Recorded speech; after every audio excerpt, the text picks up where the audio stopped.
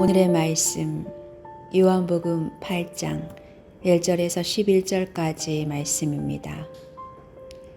예수께서는 올리브산으로 가셨다. 이른 아침에 예수께서 다시 성전에 가시니 많은 백성이 그에게로 모여들었다.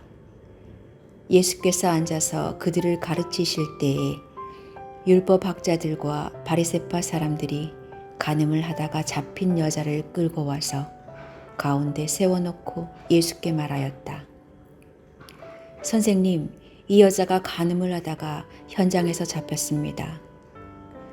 모세는 율법에 이런 여자들을 돌로 쳐 죽이라고 우리에게 명령하셨습니다.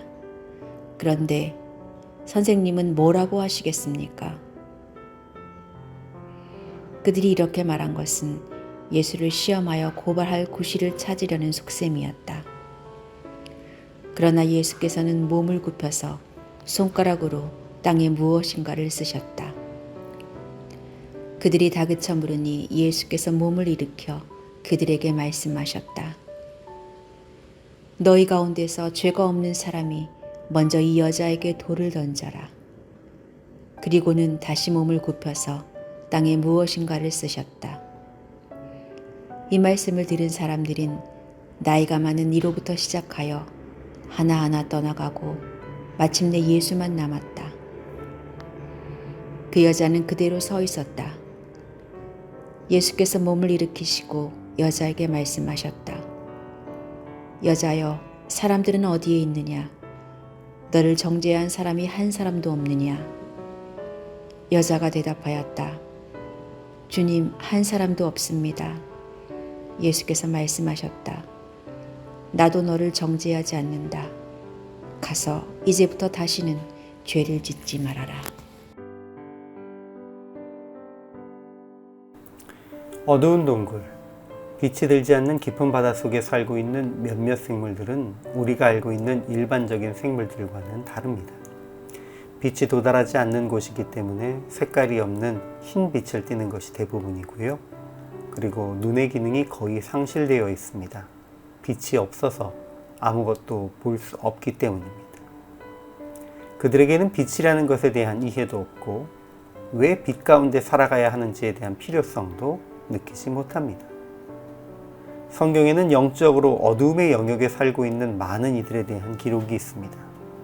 우리는 그들을 영적인 맹인이라고 부르고 있습니다. 어둠과 빛, 이것은 태초로부터 나뉘었습니다. 창세기 1장에서 하나님은 천지를 창조하신 첫날에 빛을 가장 먼저 만드셨습니다. 그리고 빛과 어둠이 나뉘면서 첫째 날이 지나가게 되었습니다.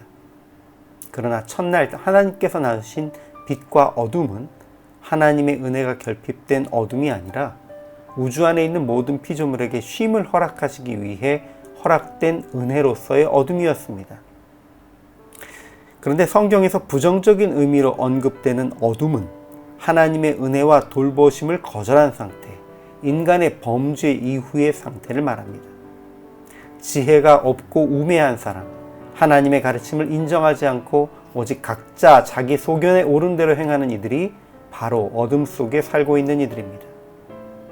에베소서 5장에서 사도 바울은 에베소 성도들을 향해 하나님의 사랑을 받는 자녀로서 하나님을 본받는 자가 되라 라고 권면합니다.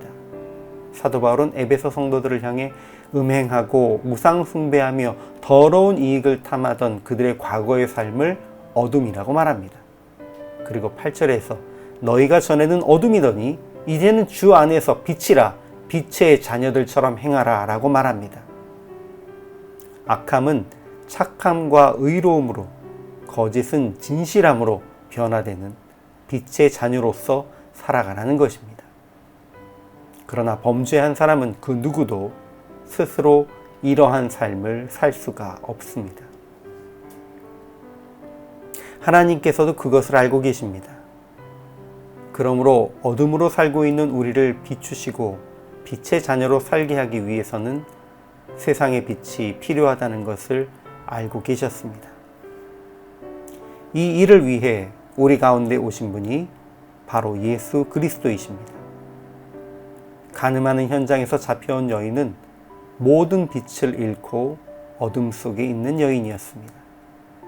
그러나 예수님께서 잡아온 무리들을 향해 너희 중에 죄 없는 자가 먼저 돌로 치라 라고 말씀하셨을 때에 그 자리에 있던 모두가 스스로 어둠 가운데 있다는 것을 깨닫고 양심의 가책을 인하여서 돌아갔습니다.